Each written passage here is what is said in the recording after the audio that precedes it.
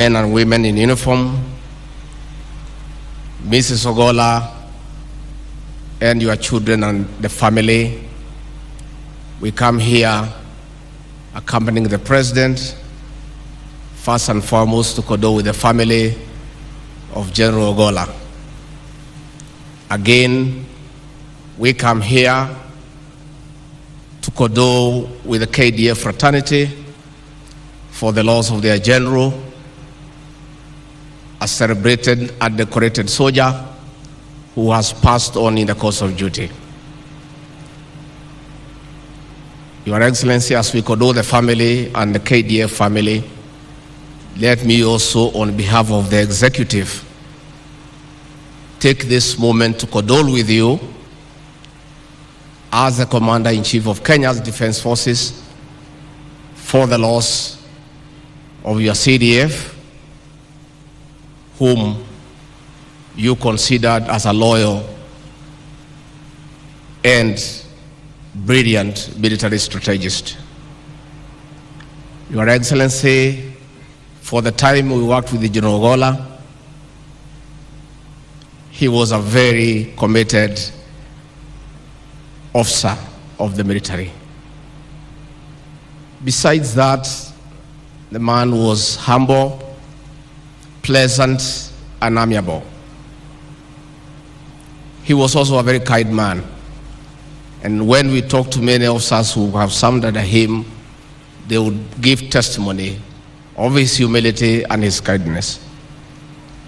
Your Excellency, I was a beneficiary of his kindness. I remember late February this year, when I was in my office, I was informed that the Chief of Defense Forces, General Ogolla, is at the door waiting to see me.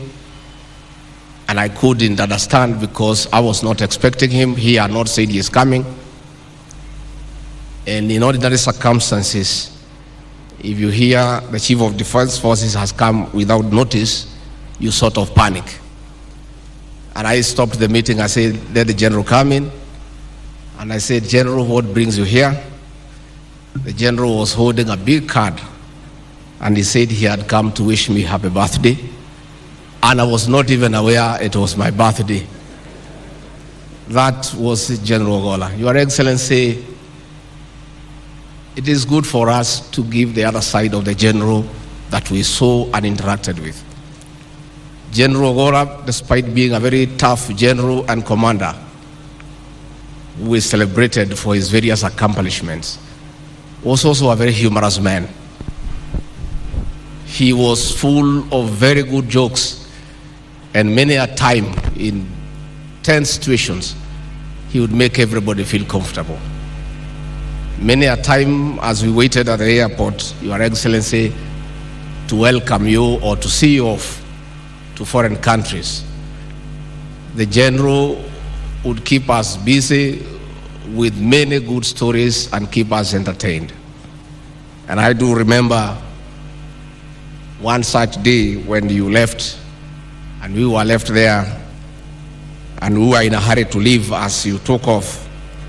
And he told me, Mr. Deputy President, it is good for me to inform you that when you are in a military facility and the Commander-in-Chief is away, I am the senior most military officer here, and all of you take orders from me, and you only leave when I tell you so. And after we stayed for a while, he said, you may now take off.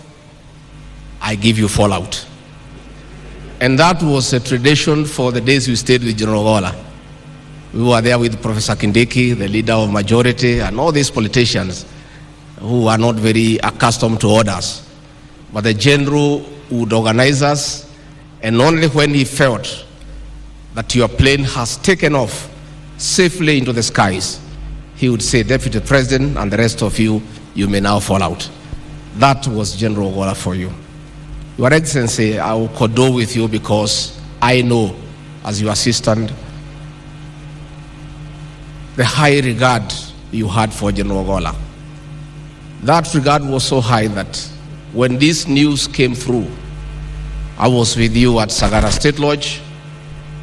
We had performances during the Drama and Film Festival, the Winners' Concert, and one of your assistants brought your phone and said there was an urgent call from the Defense Minister, and you went to take the call that took very long. And when you called me, you said, we have very bad news. And you kept silent for a long time. And I asked you, Mr. President, is there anything wrong? You said, yes, we have just lost our CDF General Ogolla in an aircraft crash, and this is terrible. And I have stayed with you for many years, and I can testify to the people of Kenya that if there's one happening that really brought our president down emotionally, was the death of General Ogolla. And Your Excellency, yesterday, as we visited the home of General Ogolla, I was very elated because of a decision you made last year. When we had a working tour in Nyanza, you told us that General Ogolla is a very likable person. He has brought value to your government, and you felt that we needed to know his home